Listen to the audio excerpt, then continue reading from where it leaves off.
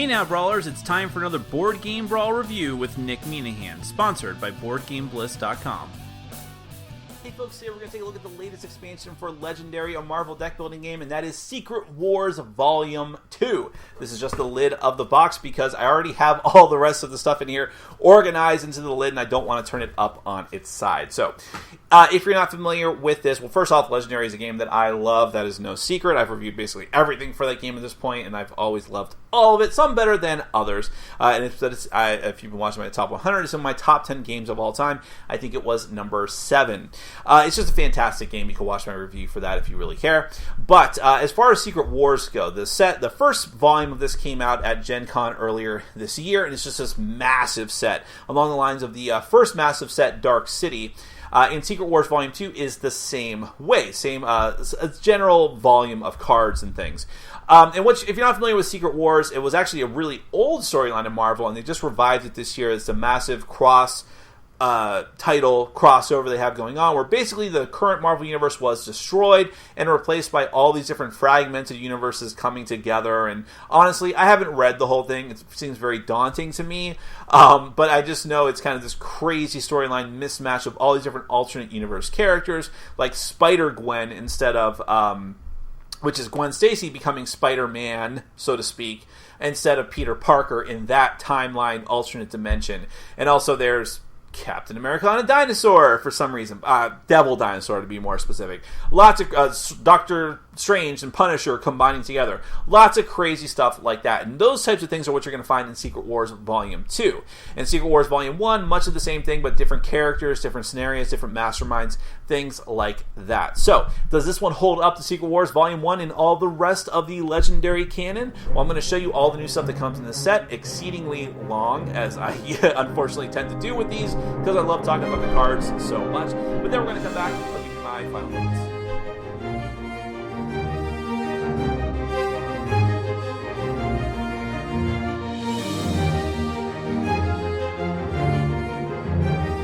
Okay, I'm going to show you all the new stuff that comes in the Secret Wars Volume 2 expansion set for Marvel Legendary. Just so you know, I have all of my cards sleeved. I use, if people care, I use Ultra Pro matte sleeves. I don't know, it's just my preference of choice there, and I can get them a lot cheaper than the actual official Legendary sleeves, but it might give it kind of a dull look on the camera. Can't really do anything about that without taking them all out of the sleeves. So we're going to start off with the heroes, which is what everyone is always the most interested in every new expansion for Legendary, and I will explain keywords as we go along. So first off, we have Spider-Gwen. Now, she's one of the double-class heroes. That's an important thing, too. That's a carryover from the last Secret Wars set, and it is very useful for a lot of the cards in the set, I might add. We'll get back to that in a minute. But Gwen has the Patrol ability. Now, this is something you're going to see on a lot of cards in this new set, and it'll always say something like, patrol the bridge, patrol the sewers. Sometimes it's something out of the city, like patrol your victory pile, patrol the escape pile, something like that. And basically what the ability says in general, if you look at whatever that area of the game is, if it's empty or if it's occupied, something might happen. So for instance, for Fateful Bridge here, it says patrol the bridge. If it's empty, you reveal the top card of your deck. If it costs 2 or less, you get to draw it. If that was not the case, nothing would happen. You would just get the 2 combat. Then you have Save the Day. And by the way, Spider-Gwen, like all the Spider heroes, has very cheap cards that combo well together. So you have Save the Day, Patrol the Rooftops. If it's empty, you get to rescue a bystander, and then you get +1 combat for every 2 bystanders you have in your victory pile. And this is her quote-unquote ultimate card, meaning there's only one of them, but as with many Spider cards, it's very, very cheap still. It has the Wall Crawl ability, which is making its comeback in this set. Wall Crawl, as a reminder, means that when you recruit the card from the hero lineup, it goes on top of your deck. And what this card says is that you reveal the top 3 cards of your deck and then put them back in any order. You get +1 combat for each card that you reveal that costs 2 or less. Silk is another Spider hero who I had never heard of before. This card has Wall Crawl and also has the new Spectrum ability. Spectrum means that when you have played this card, you have accumulated at least 3 different classes of card up in the top corner. Not affiliations, but classes. Then you are able to kick off the special ability Spectrum of that card. It can be from cards that you've played or cards that you can reveal from your hand. And this is where the multi-class cards come in very, very handy. It makes it very useful and very easy to kick off those Spectrum abilities. This one says Wall Crawl and Spectrum draw a card. This one is for if you have played another Spider hero, reveal the top card of your deck. If it costs 0, KO it, or if it costs 1 or 2, you draw it. And here is her quote-unquote ultimate card. Okay, I'll stop saying that. This one has a Spectrum ability. Reveal the top 4 cards of your deck. Put any combination of those that cost to a total of up to 2 into your hand and put the rest back in any order. Then you have Agent Venom, who I had only kind of sort of heard of. His thing is that he always has potential for both recruitment and combat. So the multi-gun card here says Spectrum, you get +1 recruit and +1 combat on top of that. Government Payroll has Wall Crawl, and then Patrol the Bank. If the bank is empty, you get +2 recruit. If it's not, you get +2 combat. His ultimate card, which really is an ultimate card, is that he wall crawls, and for when you play this card, for every other card you have that has a recruitment symbol, you get +1 recruit. For every other card you've played that has a combat symbol, you get +1 combat. And of course, if the card has both, you get the bonuses for both. Time Traveling Jean Grey has to do with manipulating cards in the city. So this card says that you may have move a villain to an adjacent city space. If another villain is already there, you swap them and you get +3 combat. Now this is a controversial card. I actually played with this card and said, this seems pretty odd to me. I wonder if it's misprinted. And then looked online to find at least a couple of threads of people arguing about it. This card says Bridge to the Better Future, has no bonuses, and says Patrol the Bridge. And if the bridge is empty, then when you draw a new hand of cards at the end of this turn, you draw an extra card. And that's it. Seems pretty underpowered to me, although it can combo with cards like this to make it easier to get that extra card draw. Is that worth it for 4? I'll leave it up to you to decide, but that is definitely not a misprint as confirmed by one of the developers. And here's Jean's ultimate card, Patrol any city space. If you have played an X-Men card, if it's empty, you gain the hero in the headquarters space under it. Put that hero on top of your deck, on top of 5 combat. Then you have the Captain and the Devil, which is to say Captain America and Devil Dinosaur. This card has Spectrum. You get an additional +2 combat. Again, if you've played up to 3 different class symbols. Here's his ultimate card. You get +6 combat, and whenever you defeat a villain this turn, each villain in Mastermind adjacent to it gets -2 combat this turn. I had never heard of Shang-Chi before, but he has some of the most fascinating cards I've ever seen in Legendary. So, his whole thing is regarding his discard pile and shuffling your deck, which I find very interesting. So this one is that if you've played one of these types of classes before, you may shuffle your discard pile into your deck. Okay, that's good in and of itself. This one says Patrol your discard pile. If it's empty, you get +2 combat. Well, that's pretty cool. Those work very well together. And then Muscle Memory. I find this really interesting. It has the Wall Crawl, so you can put it on top of your deck. And if at any time you are shuffling your deck with this card in it, you may set this card aside and then put it on top of your deck after you are done shuffling, which is super, super awesome, I think. Captain Britain has to do with different teams. So he gets this card gives him +1 combat for each different team icon among your heroes. This one says, Patrol the rooftops. If it's empty, you reveal the top 2 cards of your deck. If they have different team icons, draw them. Otherwise, put them back in any order. And his ultimate card, when you draw a new hand of cards at the end of this turn, draw 3 extra cards. So not really anything to do with teams, but very powerful in and of itself. Ruby Summers has very powerful cards, but you have to discard cards in order to use them. This card actually helps out with that. When a card causes you to discard a card, if it is your turn, you can teleport it instead. If it is not your turn, set it aside and add it to your hand at the end of this turn. This card says that it gives you 2 recruit and 2 combat, but in order to play it, you have to discard a card. That's where that other card comes in handy. In her ultimate card, you get 10 combat, but in order to play it, you must discard 3 cards from your hand. But if you've already been building her up and have a lot of her cards in your deck, that may not be so bad at all. Soul Sword Colossus. Now, of course, I know who Colossus is, but I have no idea what's going on with him in this setup. But he gets 2 recruit, and if you've played one of the Sonic heroes, you can, once this turn, you may fight the top card of the Bystander stack as if it were a 3 combat demon villain with fight, KO one of your heroes. So definitely one of the oddest cards I've ever seen. Steel Interception says you get +2 combat, but if a player would gain a wound, you may discard this card instead and draw 2 cards. His ultimate card, Rescue My Family from Hell. If you've played an X-Men, you may gain an X hero from the headquarters or KO pile to your hand, which is pretty cool. Black Swan, this card says you get +2 combat, and for the precision, if you played a precision hero, you reveal the top card of the villain deck. If it's a scheme twist, you get +2 combat. Otherwise, put it back on the top or the bottom. 4 combat for this one, and you reveal the top 3 cards of the villain deck, rescue any bystanders you revealed, then put the rest back in any order. And her ultimate card, which is Telepathic Control. You reveal the top 5 cards of the villain deck. You get plus combat equal to the printed victory point cost of one of those cards and put them back in any order. However, if you've already played a Cabal hero before this, instead, you get plus combat for 2 of those cards. Then you have the Beast, who is a member of the Illuminati, by the way. That's a returning faction from Secret Wars Volume 1. He has wall crawl and patrol any city space. If it's empty, then the hero in the headquarters underneath that space costs 3 less this turn. Doctor of Beatdown. For each other strength card you played this turn, you get +1 combat. For each other tech card you played this turn, you get +1 combat. A lot of his cards have to do with those 2 class symbols. And then his ultimate card, if you get 4 combat, and if you played 2 tech and 2 strength, you draw 3 extra cards. Archon the Magnificent, who I'm assuming has absolutely nothing to do with Conan at all, has wall crawl and patrol the sewers. If it's empty, you get +1 recruit. Patrol 2 adjacent city spaces. If they're both empty, you get +1 combat on top of his 3 combat. I'm sorry, these are slowly sliding out of camera frame as I read them. And then his ultimate card, Lord of Dragons, gets you potentially recruit and combat. You patrol the rooftop, and if it's empty, you get +4 recruit and +4 combat. If it's not, you defeat the villain there for free, which is pretty darn cool, actually. Corvus Glaive reminds me quite a lot of... Let me fix this a little bit. Reminds me quite a lot of the Thanos hero from the first Secret Wars volume, in that he has to do with killing bystanders, which is always fun, really.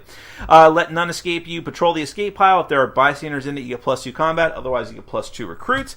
Culling Blade, you KO a bystander from the bystander deck, and if it's a special bystander who has a special ability, you may use that ability. May is the key word there, because there are now bad bystanders. We'll get to those in a few minutes.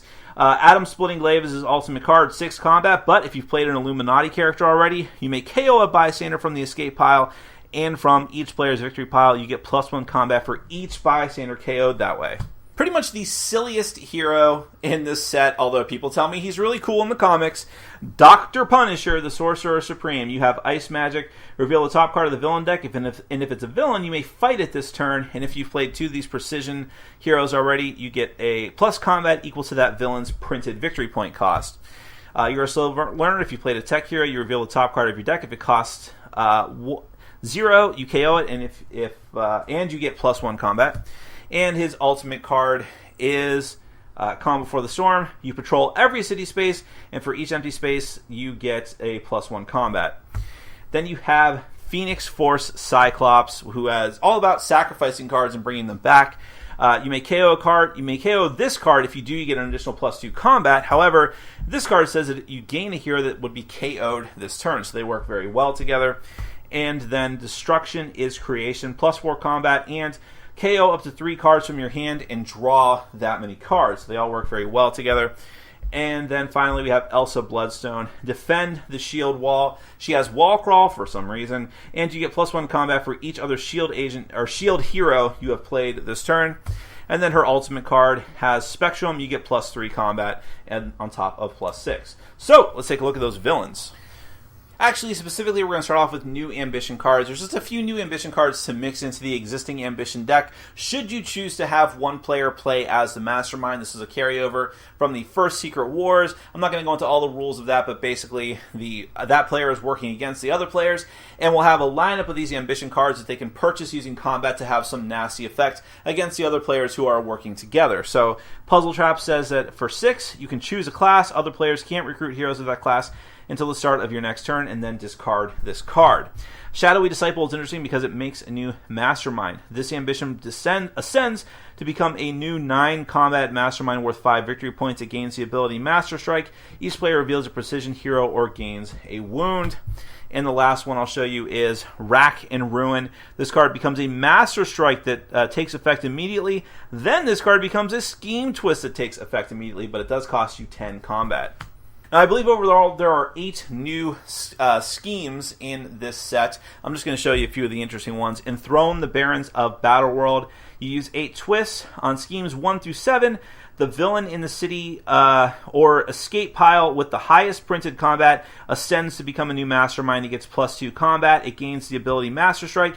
Each player discards a card with cost equal to the mastermind's printed victory point value. But on twist 8, the villain in each player's victory pile with the highest printed combat ascends the same way. Evil wins when there are 6 masterminds. So there's a lot of cards that have to do with ascending masterminds in this set. Speaking of which, the God Emperor of Battleworld. It's 8 twists. The first twist, that scheme ascends to become a new 9 combat God Emperor worth 9 victory points with his own Master Strike ability. And on twist 2 through 6, those essentially become +2 bonuses to him. So he can potentially be up to like a +17 or something like that. And then on twist 7, if there's the main mastermind is still in play, he kills it. On twist 8, Evil wins if there's any mastermind left in play. And Sinister Ambitions, real quick, you actually use those ambition cards I was mentioning before. They become villains who flood into the city, and if they ever escape, their ambition effect goes off, which is really bad. And when 4 ambition villains escape, everyone loses. Alright, new masterminds. You have Shikla, the Demon Bride, who always leads the Monster Metropolis. When you draw a Master Strike with her, you reveal the top 3 cards of the villain deck, put all scheme twists you revealed on top of the villain deck, and the rest on the bottom in any order. In random order, excuse me. Now here's one of her tactics cards, and this is a good time to talk about another new ability that a lot of the villains have in this game, which is called Fateful Resurrection. Basically, if you kill someone, a villain or a mastermind tactic that has Fateful Resurrection, you reveal the top card of the villain deck, and if it's a Master Strike or a Scheme Twist, that villain resurrects and goes back into either the city or shuffled back into the mastermind pile.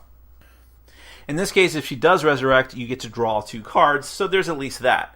Now, this is interesting because one of her tactics is actually Deadpool, who I guess was her husband at some point. There's a lot of Deadpool cards in this set. So if you fight him as a mastermind tactic randomly, he actually becomes a hero in your discard pile, which gives you 5 combat, and you get +1 for each hero with an odd-numbered cost you played this turn, just like his original card from the base set. Then another mastermind is the Spider Queen, who is 8 combat, but she gets +1 for each bystander in the escape pile. Always leads to Spider Infected, and for Master Strike, each player puts a Spider Infected from their victory pile into an empty player space. If players can't, they take a wound. And a lot of her cards, like Sonic Scream, just real quickly, I'll try to speed this up, just have to do with putting more and more bystanders into the escape pile to buff her tactic cards up.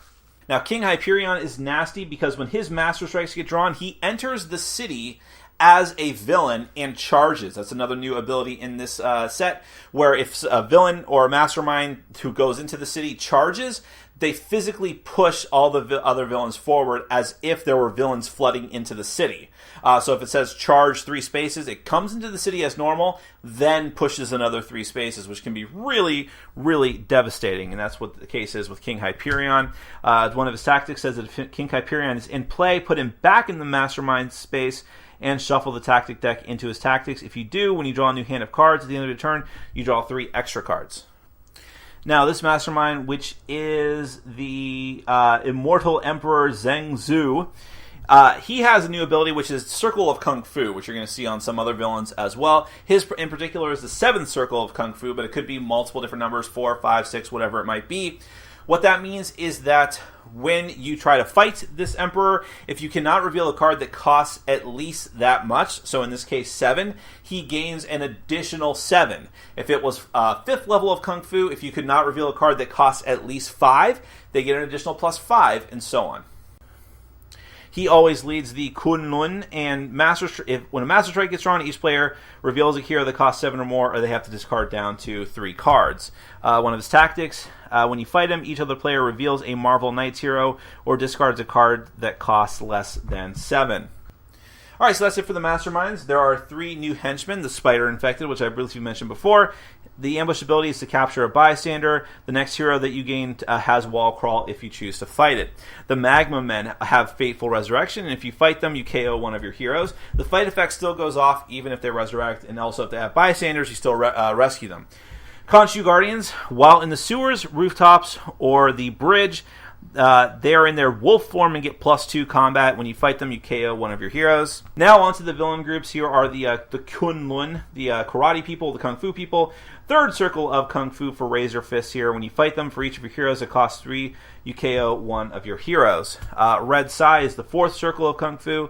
Draw a card for each of your heroes that costs 4. And hey, that guy looks familiar. Rand Kai, the sixth circle of Kung Fu. If he escapes, each player reveals a hero that costs 6 or more, or they gain a wound. Next, we have the Guardians of Nowhere, and it's very funny to see the Marvel Cinematic Universe slipping into the Legendary game. At least I don't think this ever happened in the comics. So, his Fateful Resurrection, if he does have a Fateful Resurrection Groot here, he becomes a tiny dancing Groot with 1 combat and no abilities for the rest of that turn. Then he's back to being normal Groot. Gamora has the charge ability, Ambush, so she comes into the city and then charges ahead another space, pushing someone possibly forward. Patrol the cities. When you fight her and she goes into your victory pile, you get to patrol the sewers, and if it's empty, each other player gains a wound. She escapes, each player gains a wound. Angela, who is a crossover from Image Comics, who's now, I think, permanently in the Marvel Universe. See, I know a few things. She has Fateful Resurrection, but more importantly, if she escapes, she becomes a new Mastermind alongside whatever other Masterminds are in the game, which, as we've just detailed, could be a lot of them. Monster Metropolis, you have Marcus, the Symbiote Centaur. Ambush, he has a charge ability, 2 spaces, and when he's in the sewers, rooftop, or bridge, he's in wolf form and gains +3 combat. The Man-Thing, Marvel's answer to Swamp Thing. On an ambush, I think he came first though, I'm not sure about that. With an ambush ability, each Monster Metropolis villain captures a bystander, and these guys all have Fateful Resurrection. And of course, I guess, Ghost Deadpool, Fateful Resurrection, and then cross-dimensional Deadpool Rampage, which another thing that's carrying over from the previous Secret Wars set, which is that if the other players cannot reveal either in their hand or their victory pile a Deadpool card, then they have to take a wound, I think. Yes, a wound. Sorry about that, I kind of forgot. And then we move on to the Deadpool's... See, I told you there's a lot of Deadpool stuff in this one. Deadpool's Secret Wars. Howard the Duck, of course. In an ambush, Howard the Duck captures the heart of a bystander and has the 7th circle of Quack Fu. So if he's either 1 combat, but if you can't reveal a card that costs at least 7, he gets an additional 7 combat. Dupe here, I don't even know what this thing is from. You can't fight Dupe if there's a villain in the adjacent city space. And Deadpool himself, the 8th circle, or I'm sorry, that is actually, no, it's 5th circle of Kung Fu. Fateful Resurrection, if he escapes, Deadpool ascends to become a new Mastermind and gains the ability Master Strike. Each player reveals a hero with an odd-numbered cost or gains a wound. Then you have the 92 X-Men, which is pretty interesting. I think they're paying homage to the cartoon more than anything else here. Jubilee here, if you fight her, you gain her as a hero. Spectrum abilities, you gain +2 combat if you have her as a hero. 92 Wolverine, who is very interesting, has no X-Men affiliation. That's why I think it's kind of based on the cartoon. Fight, you gain this as a hero. Escape, cross-dimensional Wolverine Rampage. His ability, if you have him, is to draw 2 cards if you played a mental hero. And then 92 Professor X, just to speed this up, he can become a Mastermind as well. Lots of Mastermind people in this set. Nighthawk, this is one of the Utopolis characters that King Hyperion leads. When he's in the sewers, rooftop, or bridge, he gains an additional +4. If he escapes, he becomes a scheme twist that takes effect immediately. Dr. Spectrum, he has a charge of 1 space. If you fight him, and you have Spectrums, you KO a card from your discard pile. If you escape each player that doesn't have Spectrum discards a card. Warrior Woman, her ambush is to charge a space, and she's another one that can become a new Mastermind. I told you there's a lot of those. And then the last thing we'll look at are 3 new types of Bystanders to mix into the Bystander deck with their own special abilities. The Alligator Trapper says you, when you capture or rescue her, you patrol the sewers, and if it's empty, you get +2 recruit. The Undercover Agent is interesting because when you rescue him, you get to take a shield agent or shield officer and put it into someone's discard pile. Doesn't have to be yours. And the Shape-Shifted Copycat actually enters the city as a 3 combat villain, henchman villain, that you have to defeat, who has the Fight KO one of your heroes ability. And that is basically all the new stuff. I mean, there's a lot of the cards from the heroes that I skipped, heroes and villains, but that's mostly what you can expect from the new Secret Wars Volume 2 set from Marvel Legendary. Let's get to my final thoughts. Well, as you can see, one of the things I love about Legendary is that with every expansion, they try something new. There's a lot of other games where it would just be enough to put out the same and maybe change a couple of small things. Legendary always adds a bunch of new card effects, or at least a couple of effects that change the game drastically. And so in this case, you have Spectrum, and you have the patrolling the blank, whatever it happens to be. And you also have, I think this was also in Secret Wars Volume 1, but the whole thing with adding new Masterminds is like multiplied by 10 times 10 in this one. And as much as you might think, wow, that sounds like it's very clunky and kind of weird, it doesn't work very well, fiddly, it actually works pretty well. It's always interesting when any card effect creates a new Mastermind, because it ups the difficulty level, because, which is a good thing. In some, there's obviously some Masterminds and scheme combos or plot combos, whatever, that are really, really difficult to get through, but there's still some in the game that are like, not so bad if you really all work together. Now it's upping the ante and the difficulty by adding in more Masterminds, which maybe aren't as difficult to take care of, but are still pretty difficult and make the game more harrowing and interesting. So I really dig that. And those other new abilities I talked about, I like those too, because the whole patrolling the ability is adding even more theme to the game, in my opinion. It's actually making the things going on out on the board even more important and consequential. We've already seen things like this with certain card effects affecting different parts of the board, but now it feels even more important to do that, and so many cards in the set make use of that. That's the other thing I appreciate, is that they go gung-ho for that. Spectrum I also like a lot, especially with the advent of the cards that have multiple classes. It makes that even more useful and makes it a more ever-present thing that could happen, so I really dig that. You also see the return of the Spider faction in a big way, together with the wall crawl ability, which seems to be on a bunch of other heroes. It doesn't really seem to have anything to do with wall crawl, but that's okay, because I love that ability. It's a fan favorite, so that as the quote that I've read, and I totally agree with that as far as I'm concerned. I'm a fan, and it's one of my favorites. That's terrible. But I love that ability. It's just great to... This is another thing that breaks the traditions and the mold of a deck building game, and giving you this ability to instantly grab cards and put them on top of your deck and combo off of them together. And I love the Spider Friends, or the Spider faction cards in this set. Agent Venom, and especially Spider-Gwen and Silk, work so well together.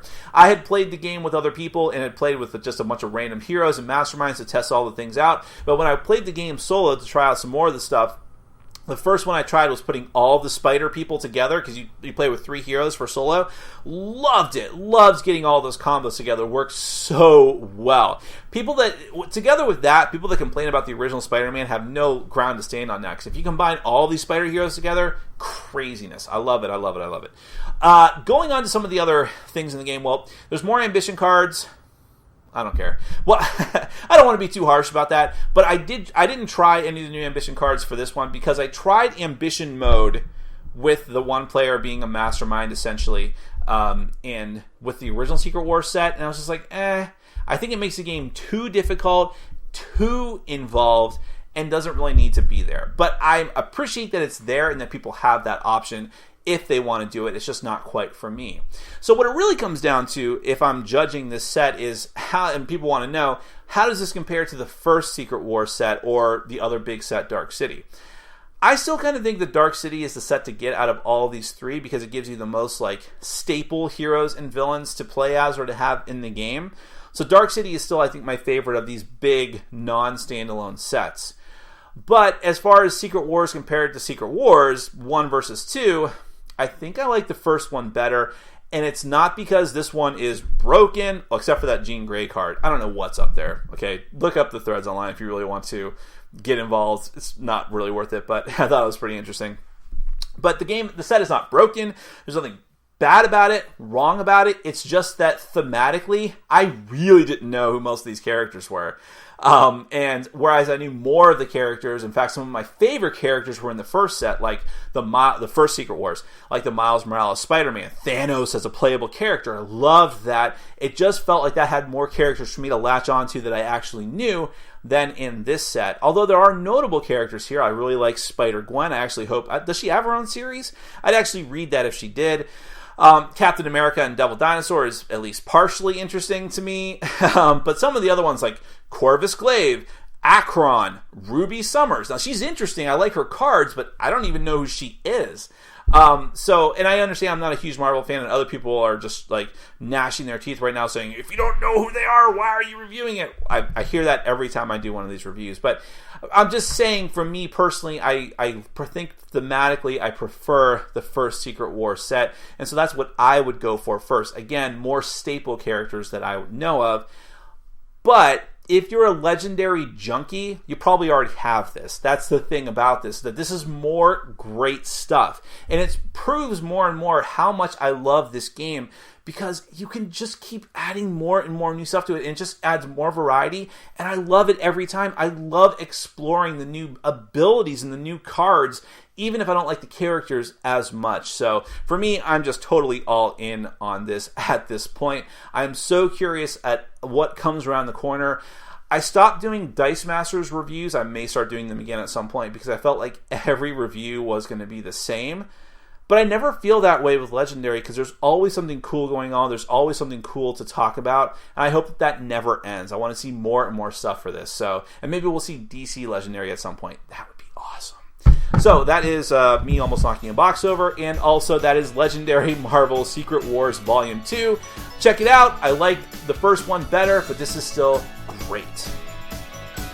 Thanks for watching. Follow us on Facebook, Twitter, and Patreon. And make sure to check out our sponsor, Board Game Bliss, where you can find an amazing selection of games from around the world. BoardGameBliss.com. Thanks for your support.